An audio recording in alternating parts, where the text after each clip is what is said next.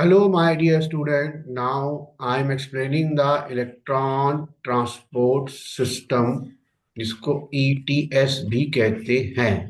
चलिए स्टार्ट करते हैं। Electron transport system and oxidative phosphorylation. इसमें ETS वर्ड तो कम पूछा जाता है, ऑक्सीडेटिव फॉस्फोराइलेशन के नाम पर क्वेश्चन ज्यादा आते हैं।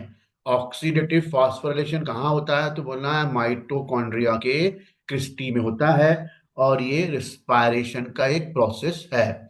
The following step in the respiratory process are release and utilise the energy store in the NADH and FADH2। ये बोल रहा है रिस्पायरेशन के प्रोसेस में क्रेब्स साइकिल के दौरान NADH और FADH2 निकलते हैं। ये जो NADH FADH2 होते हैं, इनमें एनर्जी स्टोर होती है। इस एनर्जी का यूटिलाइज ऑक्सीडेटिव फॉस्फोरेशन में करके ATP बनाते हैं, है ना। This is accomplished when they are oxidise through the electron transport system. और एटीपी की में उपलब्धि है, कौन है? उपलब्धि, एटीपी की में उपलब्धि कब होती है? जब दे मतलब कौन? NADH और FADH2 ऑक्सीडाइज होते हैं ETS के थ्रू, इलेक्ट्रॉन ट्रांसपोर्ट सिस्टम के थ्रू। जब NADH FADH ऑक्सीडाइज होते हैं तो इनके इलेक्ट्रॉन से जो एनर्जी निकलती है उससे एटीपी बनता है, और यही इलेक्ट्रॉन बाद में O2 के संग मिलकर H2O का निर्माण करता है। The metabolic pathway through which the electron pass from one carrier to the another. ETS एक मेटाबॉलिक पाथवे है जिसमें इलेक्ट्रॉन एक कैरियर से दूसरे कैरियर में ट्रांसपोर्ट होता है। इसी को बोलते हैं इलेक्ट्रॉन ट्रांसपोर्ट सिस्टम। ये क्वेश्चन आएगा, what is the electron transport system? तो बोलेंगे it is the metabolic pathway pass the electron from one carrier to the another carrier. या फिर ये क्वेश्चन बन सकता है, a metabolic pathway which pass the electron from one carrier to another carrier known as the electron transport system, है ना। and it is the present in the inner mitochondrial membrane। ETS mitochondria की inner membrane में होता है। Mitochondria diagram दिख रहा है, ये आउटर मेम्ब्रेन और ये क्या? Inner membrane. ये जो इनर मेम्ब्रेन है यही फोल्ड होके क्रिस्टी बनाती है। डायग्राम में देखें, इसी क्रिस्टी में चलता है इलेक्ट्रॉन ट्रांसपोर्ट सिस्टम। अब ये बड़ा वाला डायग्राम देखें, ये माइटोकॉन्ड्रिया की आउटर मेम्ब्रेन है, ये माइटोकॉन्ड्रिया की इनर मेम्ब्रेन है ना। यहाँ आउटर लिखा है बट ये है कौन सी? Inner membrane. यही मेम्ब्रेन फोल्ड हो गई है, तो ये जो फोल्ड होके बना है इसको हम बोलते हैं क्रिस्टी। इसको हम क्या बोलते हैं? क्रिस्टी बोलते हैं। और ये मैट्रिक्स है, यहाँ पर क्रेब्स साइकिल चलती है। क्रिस्टी में ये जो एंजाइम लगे हैं, कॉम्प्लेक्स 1 कॉम्प्लेक्स 2 कॉम्प्लेक्स 3। अब ये ऑक्सीडेटिव फॉस्फोरेशन हुआ, ये NADH कहाँ से आया? क्रेब्स साइकिल से आया। इसका इलेक्ट्रॉन इसमें गया, इसमें गया, ऐसे चलता गया, तो यही बन गया इलेक्ट्रॉन ट्रांसपोर्ट सिस्टम। जब इलेक्ट्रॉन मूव कर रहा था तो हाइड्रोजन प्रोटॉन यहाँ पर पंप हो रहे थे, तो जब हाइड्रोजन प्रोटॉन यहाँ से बाहर निकलेंगे तब एक ATP बनेगा। अब यहाँ 3 प्रोटॉन दिए हैं, NCERT में 4 प्रोटॉन दिए हैं, तो एक्चुअल में 3.26 प्रोटॉन की वैल्यू जो होती है वो एक ATP के बराबर होती है। चलें आगे, नेक्स्ट पेज पे आते हैं। यहाँ लिखा हुआ इलेक्ट्रॉन फ्रॉम NADH। अब एक डायग्राम फिर देख लो, ये माइटोकॉन्ड्रिया का आउटर मेम्ब्रेन हो गई, ये माइटोकॉन्ड्रिया की इनर मेम्ब्रेन हो गई, ये क्रिस्टी हो गए। यहाँ पे क्रैब साइकिल चल रही है, इसी का NADH इसके अंदर चला गया। क्रिस्टी में ये कॉम्प्लेक्स लगे हैं जहाँ से इलेक्ट्रॉन मूव होंगे, और यहाँ से प्रोटॉन बाहर निकलेगा तो ATP बनाएगा।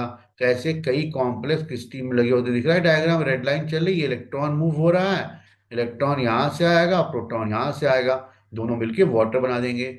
ये कॉम्प्लेक्स के नाम इंपॉर्टेंट हैं, ये जरूर याद करिए, पूछे जाते हैं। ये कॉम्प्लेक्स ऐसे अरेंज हैं जिनसे इलेक्ट्रॉन मूव करता है, और इलेक्ट्रॉन यहाँ से बाहर निकलता है, प्रोटॉन यहाँ से बाहर निकलता है, दोनों मिलके वाटर बना देते हैं। और जब प्रोटॉन इससे निकलता है तो एक ATP बनता है। इस कॉम्प्लेक्स का नाम है ATP सिंथेटेज। नेक्स्ट पेज पे आते हैं। यहाँ पे बोला electron from NADH। Produce in the mitochondrial matrix during the citric acid cycle. ये आपको पहले बताया है। सिट्रिक एसिड मतलब क्रेब्स साइकिल से जब NADH प्रोड्यूस होता है oxidise by the NADH dehydrogenase complex one. जो क्रेब्स साइकिल में NADH प्रोड्यूस हुआ था, ये देखिए ये मैट्रिक्स है डायग्राम में, ये NADH है, ये क्रेब्स साइकिल से प्रोड्यूस हुआ NADH अब इस कॉम्प्लेक्स वन में जाएगा और ऑक्सीडाइज्ड होगा and then transfer to the ubiquinone. अब NADH यहाँ से गया, इसने अपना हाइड्रोजन FAMN को दिया, फिर अपना हाइड्रोजन किसको दिया, FeS को दिया, फिर इसने प्रोटॉन यहाँ पंप कर दिए और इलेक्ट्रॉन कौन ले लेगा, ये ओबिक्विनॉन। इलेक्ट्रॉन कौन ले लेगा, ओबिक्विनॉन। ध्यान रखना, हाइड्रोजन गया FMN के पास, फिर FeS के पास। FeS ने प्रोटॉन तो यहाँ पंप कर दिया, ये प्रोटॉन पंप पहुंच गया, कहाँ पहुंच गया, इनर मेम्ब्रेन में, और इलेक्ट्रॉन ओबिक्विनॉन के पास आ गया। अब ओबिक्विनॉन एक हाइड्रोजन का कैरियर है ना, अभी लिखा है ना, an electron are then transfer to the ubiquinone located within the inner membrane. अभी जो ओबिक्विनॉन है ये इनर मेम्ब्रेन लगा हुआ है, और ओबिक्विनॉन इनर मेम्ब्रेन अंदर की तरफ होता है, अंदर की तरफ होता है ना। Ubiquinone also receive the reducing equivalent via the FADH2 complex। अभी बोला ubiquinone इसका तो इलेक्ट्रॉन लेता ही है, और FADH कॉम्प्लेक्स ये सेकेंड कॉम्प्लेक्स है ना, इसका भी इलेक्ट्रॉन लेता है, इसका भी इलेक्ट्रॉन लेता है। ये देखिए इसका भी इलेक्ट्रॉन ले रहा है ना, तो ubiquinone दो जगह से इलेक्ट्रॉन लेता है, कॉम्प्लेक्स सेकेंड से और कॉम्प्लेक्स फर्स्ट से, है ना। reducing equivalent via the FADH complex 2 that is generated during the oxidation of succinate in the citric acid cycle। अब ये FADH2 कब बनता है, सिट्रिक एसिड में जब सक्सीनेट का निर्माण होता है, इसीलिए इसका नाम कॉम्प्लेक्स का क्या है, सक्सीनेट डिहाइड्रोजिनेज। द रिड्यूसिंग उबिक्विनॉन, उबिक्विनॉन जब इलेक्ट्रॉन ले लेगा तो रिड्यूस हो जाएगा, इसको बोलेंगे ubiquinol. Is then oxidize with the transfer of electron to the cytochrome C via the cytochrome BC1 complex third। अभी बोला ये जो उबिक्विनॉन है, इसने इलेक्ट्रॉन लेके और हाइड्रोजन यहां से लिया, कहां से, मैट्रिक्स से, तो ये उबिक्विनॉल बन गया, ये रिड्यूसिंग उबिक्विनॉन। फिर ऑक्सीडाइज होगा, अपना इलेक्ट्रॉन किसको देगा, कॉम्प्लेक्स थर्ड को, कॉम्प्लेक्स थर्ड को अपना इलेक्ट्रॉन देगा, और प्रोटॉन कहाँ पहुंच जाएंगे, यहाँ पर पेरी माइटोकॉन्ड्रियल स्पेस में, इसको बोलते हैं पेरी माइटोकॉन्ड्रियल स्पेस या इनर स्पेस। तो ये बोला ओबिक्विनॉन रिड्यूस होगा कॉम्प्लेक्स थर्ड के थ्रू, अपना प्रोटॉन इधर दे देगा, इलेक्ट्रॉन देगा ओबिक्विनॉन को, फिर ये पहुंच जाएगा साइटोक्रोम सी के पास, साइटोक्रोम सी के पास, है ना। अभी बोला ओबिक्विनॉन, देखिए थ्योरी में, ओबिक्विनॉन रिड्यूस्ड, है ना, ubiquinol is then oxidized during the transfer of electron to cytochrome C। Cytochrome C को दे रहा है वाया, वाया मतलब किसके थ्रू, कॉम्प्लेक्स थर्ड के थ्रू। तो बोला साइटोक्रोम सी को देगा वाया कॉम्प्लेक्स थर्ड के थ्रू, यानी पहले कॉम्प्लेक्स थर्ड में गया फिर वाया सी में आया। बोला ubiquinol reduce via complex third, मतलब ubiquinol से कॉम्प्लेक्स थर्ड में गया, फिर साइटोक्रोम C1 में आएगा इलेक्ट्रॉन, और प्रोटॉन कहाँ पंप हो जाएगा, पेरी माइटोकॉन्ड्रियल स्पेस में। फिर समझ लो NADH का इलेक्ट्रॉन इस कॉम्प्लेक्स के थ्रू प्रोटॉन यहाँ पे पंप हो गया, इलेक्ट्रॉन कहाँ चले गए, उबिक्विनॉन ने, इस उबिक्विनॉन ने यहाँ से फिर एक प्रोटॉन ले लिया, तो रिड्यूस हो गया। अब ये अपना हाइड्रोजन साइटोक्रोम BC को देगा, ये प्रोटॉन यहाँ पंप कर देगा, इलेक्ट्रॉन कौन ले लेगा, साइटोक्रोम C, कौन ले लेगा, साइटोक्रोम C। इसलिए बोलना है कॉम्प्लेक्स थर्ड के होते हुए इलेक्ट्रॉन कहाँ पहुंचा, साइटोक्रोम सी में पहुंचा। इसके बाद इलेक्ट्रॉन पहुंचेगा कॉम्प्लेक्स फिफ्थ में, कहाँ पहुंचे, कॉम्प्लेक्स फिफ्थ में। Cytochrome C is a small protein attach to the outer surface of the inner membrane, act as a mobile carrier. जो साइटोक्रोम सी है ये अंदर की तरफ है, उबिक्विनॉन भी अंदर की तरफ है, और ये दोनों मोबाइल कैरियर है, ये दोनों क्या है, मोबाइल कैरियर। ध्यान रखना पूछा जाता है, साइटोक्रोम सी और उबिक्विनॉन दोनों क्या है, mobile carrier for transfer of the electron between the complex third and fourth. अभी बोला कॉम्प्लेक्स थर्ड और कॉम्प्लेक्स फोर्थ के बीच में इलेक्ट्रॉन किसके थ्रू ट्रांसफर होता है, साइटोक्रोम सी के थ्रू, यानी NADH से प्रोटॉन गया अंदर, इलेक्ट्रॉन कौन ले लेगा, उबिक्विनॉन, फिर प्रोटॉन कहाँ से आएगा, मैट्रिक्स से। फिर ये अपना हाइड्रोजन किसको देगा, कॉम्प्लेक्स थर्ड को। कॉम्प्लेक्स थर्ड फिर प्रोटॉन पंप कर देगा और इलेक्ट्रॉन कौन ले लेगा, साइटोक्रोम सी से होता हुआ कहाँ पहुंचेगा, कॉम्प्लेक्स फोर्थ पर इलेक्ट्रॉन पहुंच जाएगा। Complex fourth referred cytochrome C oxidase, इसका नाम है ना साइटोक्रोम सी ऑक्सीडेज, जिसमें ए और ए3 एंड दो कॉपर सेंटर है। अब ये जब इधर जाएगा तो इलेक्ट्रॉन को बाहर निकाल देगा कौन, कॉम्प्लेक्स थर्ड। और यहाँ जो प्रोटॉन पहुंचे हैं साइटोक्रोम सी में दो है, ए और ए3, ये कॉपर और आयरन के बने हो, ध्यान है ना, कॉपर भी है और आयरन भी है। आयरन एनसीईआरटी नहीं लिखा बट इंपॉर्टेंट है। अब यहाँ जो प्रोटॉन पहुंचे हैं ये प्रोटॉन मेम्ब्रेन के लिए परमेबल नहीं होते हैं, ये इसी कॉम्प्लेक्स से बाहर निकलेंगे, किससे, कॉम्प्लेक्स 5 से। तो जब चार प्रोटॉन बाहर निकलते हैं तब एक एटीपी बनता है। एक्चुअल में चार प्रोटॉन नहीं होते हैं, होते तो है 3.2। अब प्रोटॉन को हम डिवाइड तो कर नहीं सकते, तो ये मान के चलते हैं कि चार प्रोटॉन के इक्वल एनर्जी एक एटीपी बनाती है, जो कॉम्प्लेक्स 5 से निकलते हैं। यानी इलेक्ट्रॉन कहाँ ट्रांसफर हो रहा है, कॉम्प्लेक्स फर्स्ट से कॉम्प्लेक्स थर्ड, फिर कॉम्प्लेक्स फोर्थ में जाएगा, फिर कॉम्प्लेक्स फिफ्थ में जाएगा। लेकिन FADH2 वाला कहाँ से एंटर करेगा, कॉम्प्लेक्स सेकेंड से थर्ड होते हुए फोर्थ में और फिर फिफ्थ में आएगा। इन सब प्रोसेस से प्रोटॉन कहाँ पहुंच जाएंगे, inner mitochondrial membrane. When the electron pass from one carrier to another via the complex first to fourth in the electron transport chain, ये बोला जब इलेक्ट्रॉन फर्स्ट से सेकेंड होते हुए फोर्थ में पहुंचता है ETS के through, they are couple to the ATP synthase complex fourth. फिर ये कहाँ बोलते हैं, कॉम्प्लेक्स फिफ्थ पर ATP सिंथेस एंजाइम से मिलता है for the production of ATP from ADP and inorganic phosphate. Complex 5 जो है एटीपी बनाता है एडीपी और इनऑर्गेनिक फॉस्फेट के साथ मिलकर। कॉम्प्लेक्स 5 मतलब ये, the number of ATP molecule synthesise depend on the oxidation nature of the electron donor. Important है कि किससे इलेक्ट्रॉन आ रहा है, ध्यान रखना। NADH हमेशा इलेक्ट्रॉन डोनर ही कहलाते हैं। FADH NADH का इलेक्ट्रॉन डोनर। अभी बोला किस तरह का डोनर, अगर NADH हुआ तो 3 एटीपी बनेंगे और FADH हुआ तो 2 एटीपी। देखो आगे लिखा है, oxidation of one molecule of NADH give rise the 3 ATP molecule of ATP, है ना, while that one molecule of FADH2 produce the 2 molecule। आई बात समझ में, तो FADH 2 मॉलिक्यूल बनाएगा, FADH 2 मॉलिक्यूल बनाएगा और NADH 3 मॉलिक्यूल बनाएगा। ये इंपॉर्टेंट है, ध्यान रखना। NADH से 3 और FADH2 से 2 एटीपी मॉलिक्यूल बनेंगे। तो इलेक्ट्रॉन डोनर पर डिपेंड करता है कि कितने एटीपी बनेंगे। The aerobic process of respiration also take place only in the presence of oxygen। ETS केवल ऑक्सीजन की प्रेजेंस में ही होती है। ये एरोबिक प्रोसेस का ही सिस्टम है। The role of oxygen is limited to the terminal stage of the process. और ऑक्सीजन सबसे लास्ट में यहाँ पर यूज होती है, terminal point of the ETS में, है ना। आगे चलते हैं। Yet the presence of oxygen is the vital। Oxygen की उपस्थिति बहुत इंपॉर्टेंट है। It drives the whole process by removing the hydrogen from the system। ये ऑक्सीजन क्या करती है, जो NADH का हाइड्रोजन होता है उसको यहाँ पंप करने के बाद जब ये हाइड्रोजन प्रोटॉन यहाँ से बाहर निकालते हैं, तो हाइड्रोजन प्रोटॉन ये होता है और ऑक्सीजन के साथ मिलकर वाटर मॉलिक्यूल बनाता है।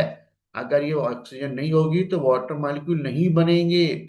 वाटर मॉलिक्यूल नहीं बनेंगे तो नुकसान क्या होगा, यहाँ पर यानी इस जगह पर हाइड्रोजन का अमाउंट बढ़ जाएगा। तो यहाँ से इधर से इनर मेम्ब्रेन स्पेस से, इधर दिख रहा है डायग्राम में, इधर से प्रोटॉन डिफ्यूज इधर नहीं होगा।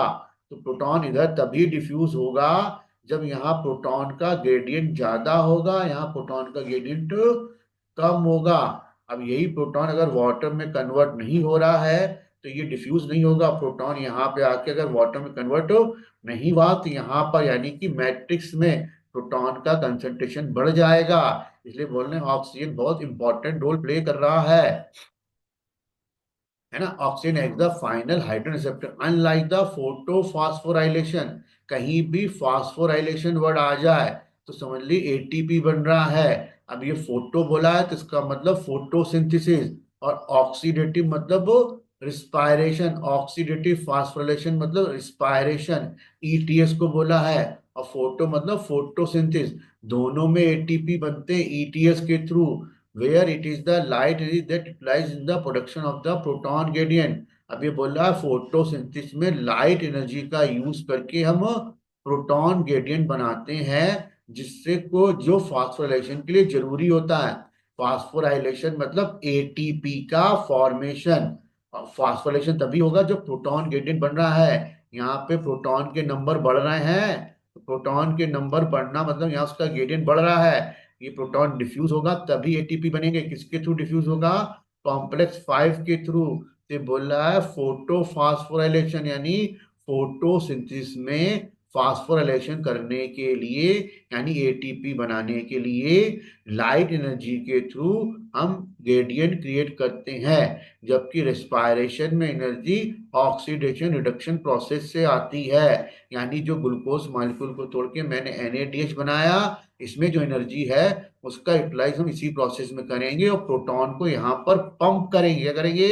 प्रोटॉन यहाँ से यहाँ पे क्या हो रहा है? पंप हो रहा है। फिर ये डिफ्यूज होगा, फिर ये क्या होगा? डिफ्यूज। पंप का मतलब होता है अप हिल। क्या होता है? अप हिल, है ना। और इसको बोलते हैं oxidative. You have already study about the mechanism of membrane link ATP synthesis explain in the chemiosmotic hypothesis.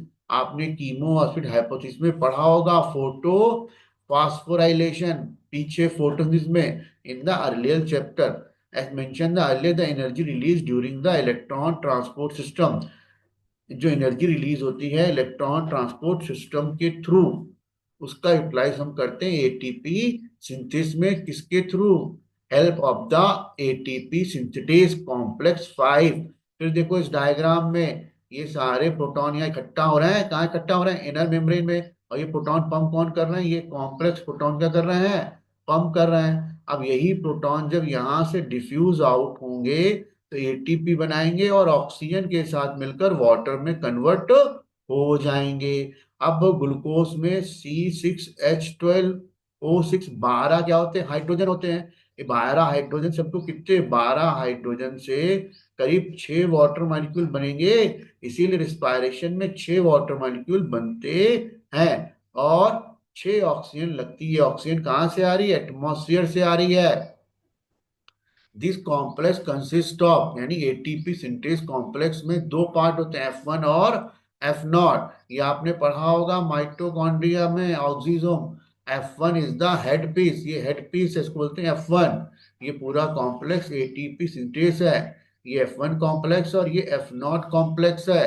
Contain site for of the ATP from the ATP inorganic phosphate. यहीं पे वो enzyme होता है जो एडीपी और inorganic phosphate से ATP को बनाता है। F0 is the integral membrane protein. ये जो F0 है ये मेम्ब्रेन के अंदर धसा हुआ है। इनर मेम्ब्रेन के अंदर, ये लिखा है इनर मेम्ब्रेन के अंदर धसा हुआ है, इसीलिए इसको बोला इंटीग्रल मेम्ब्रेन प्रोटीन, है ना। That form the channel through which proton cross the inner membrane. अब ये जो प्रोटॉन है ये कहाँ इकट्ठा? ये वाला प्रोटॉन है ना। जब 4 प्रोटॉन निकलते हैं तब एक एटीपी बनता है और ये 4 प्रोटॉन एटमॉस्फेयर ऑक्सीजन से मिलकर वाटर के मॉलिक्यूल बनाते हैं। The passage of proton through the channel is coupled to the catalytic side of F1 component. बोला प्रोटॉन का पैसेज है F1 चैनल से कनेक्टेड होता है for the production of ATP. For each ATP 4 proton pass through the F0 from the inner membrane space to the matrix. अभी बोला जब ये proton, 4 proton inner membrane space से, यानी ये दिख रहा है, ये यही 4 प्रोटॉन जब इनर मेम्ब्रेन स्पेस से पास होते हैं, यहाँ से पास हो रहे हैं, ये डाउन हिल है, यहाँ क्रॉस होना क्या है? Downhill. तो एटीपी सिंथेस एटीपी बनाता है। Space to the matrix down the electron proton gradient. ये कहाँ पहुंच रहा है? मैट्रिक्स में। ये क्या है? पूरा मैट्रिक्स। तो प्रोटॉन निकलेंगे और मैट्रिक्स में पहुंचेंगे, जिससे एडीपी इनऑर्गेनिक फॉस्फेट के साथ मिलकर एटीपी में कन्वर्ट हो जाएगा और प्रोटॉन क्या बन जाएगा? वाटर। देखो ये इनर मेम्ब्रेन स्पेस है, यहाँ बहुत सारे प्रोटॉन है तो प्रोटॉन का ग्रेडियंट ज्यादा हो गया, है ना। जब प्रोटॉन ग्रेडियंट ज्यादा होगा तो प्रोटॉन यहाँ से डिफ्यूज होंगे और यही प्रोटॉन जब डिफ्यूज होंगे तो एटीपी बनेगा और ये प्रोटॉन वाटर के ऑक्सीजन के साथ मिलकर क्या बना देंगे, वाटर मॉलिक्यूल। क्या बना देंगे, वाटर मॉलिक्यूल। और ये पंप हो रहा है, ये अप हिल है और ये क्या है, डाउन हिल। चलें आगे, ध्यान रखिएगा 4 प्रोटॉन है नई एनसीईआरटी के हिसाब से। अब ये पूरा डायग्राम देख लीजिए, ये माइटोकॉन्ड्रिया की आउटर मेम्ब्रेन है, ये पेरी माइटोकॉन्ड्रियल स्पेस है, इसको क्रिस्टी बोलेंगे। और ये क्या है, मैट्रिक्स। मैट्रिक्स में क्रेब्स साइकिल चल रही थी, इस क्रेब्स साइकिल से NADH बना। NADH2 ने अपना हाइड्रोजन FMN को दिया, इसने हाइड्रोजन लिया, फिर FeS हाइड्रोजन का कैरियर नहीं है, इसलिए इसने प्रोटॉन को कहाँ पहुंचा दिया, इधर पेरी माइटोकॉन्ड्रियल स्पेस में। इलेक्ट्रॉन कौन ले लेगा, उबिकुनॉन। उबिकुनॉन हाइड्रोजन का कैरियर है, मोबाइल मॉलिक्यूल है, तो ये मैट्रिक्स से फिर क्या लेगा, हाइड्रोजन लेगा, तो बन जाएगा हाइड्रोकोनॉन, है ना। इलेक्ट्रॉन ऊपर से आया, प्रोटॉन नीचे से आया। अब ये इधर जाएगा चल के, मोबाइल कैरियर है तो अपना साइटोक्रोम को इलेक्ट्रॉन देगा, प्रोटॉन यहाँ पंप कर देगा। तो ये चार चार प्रोटॉन करने अकॉर्डिंग टू न्यू एनसीईआरटी। अब इलेक्ट्रॉन साइटोक्रोम बी से कहाँ जाएगा, साइटोक्रोम C1 में, फिर उबिकुनॉन को दे देगा। उबिकुनॉन फिर प्रोटॉन लेगा और हाइड्रोकुनॉन बन के प्रोटॉन पंप कर देगा। तो प्रोटॉन पंप करने का काम कौन करता है, उबिकुनॉन। कौन करता है, उबिकुनॉन। इलेक्ट्रॉन कहाँ चला गया, साइटोक्रोम C में, ये भी मोबाइल कैरियर है, फिर इलेक्ट्रॉन बाहर निकल के आए। अब ये प्रोटॉन यहाँ से इस कॉम्प्लेक्स निकल रहा है, इस कॉम्प्लेक्स बोलते हैं ना एटीपी सिंथेटिक कॉम्प्लेक्स 5। तो ये प्रोटॉन निकलेगा तो एटीपी बन जाएगा और ये प्रोटॉन इलेक्ट्रॉन के साथ मिलकर हाइड्रोजन बन जाएगा और एटमॉस्फेयर ऑक्सीजन के साथ मिलकर वाटर बन जाएगा। इसी वाटर को हम बोलेंगे मेटाबॉलिक वाटर। और जो एक्स्ट्रा प्रोटॉन है वो वापस मैट्रिक्स में आएंगे। देखो यहाँ पे 2 हाइड्रोजन थे, यानी 2 प्रोटॉन मैंने भेजे, है ना, लेकिन यहाँ 6 प्रोटॉन गए, यानी 4 प्रोटॉन ये मैट्रिक्स वाले हैं। ये 4 प्रोटॉन वापस मैट्रिक्स में आ जाएंगे और ये वाला प्रोटॉन कौन सा, NADH2 वाला, ये वाटर बनाने में यूज हो जाएगा। इस तरह से अपना ये कंप्लीट हुआ इलेक्ट्रॉन ट्रांसपोर्ट सिस्टम। एक बार ये वाला भी डायग्राम देख लो, ये आउटर मेम्ब्रेन स्पेस, ये साइटोप्लाज्म यानी साइटोसॉल, ये मैट्रिक्स हो गया, ये इनर मेम्ब्रेन। कॉम्प्लेक्स 1 ने हाइड्रोजन प्रोटॉन पंप करा, NADH NAD में कन्वर्ट हो गया यानी ऑक्सीडाइज हो गया। अब ये प्रोटॉन यहाँ पहुंच गया, इलेक्ट्रॉन कॉम्प्लेक्स थर्ड में गया, कॉम्प्लेक्स थर्ड से फिर एक प्रोटॉन अंदर गया, ये सब कौन करेगा, उबिकुनॉन। फिर यहाँ से इलेक्ट्रॉन कहाँ गया, कॉम्प्लेक्स फोर्थ में, यहाँ पे फिर उबिकुनॉन पंप कर देगा। अब जब ये इलेक्ट्रॉन यहाँ से होता हुआ कॉम्प्लेक्स फर्स्ट से थर्ड में गया, थर्ड से फोर्थ में गया, अब इलेक्ट्रॉन बाहर यहाँ आ गया और ये प्रोटॉन इस कॉम्प्लेक्स 5 से बाहर निकलेंगे। तो जब 5 से बाहर निकलेगा तो ये प्रोटॉन और इलेक्ट्रॉन मिलकर क्या बना देंगे, वाटर मॉलिक्यूल। इस तरह ETS कंप्लीट हो गया, इसी को हम बोलते हैं ऑक्सीडेटिव फास्फोराइलेशन। Okay bye.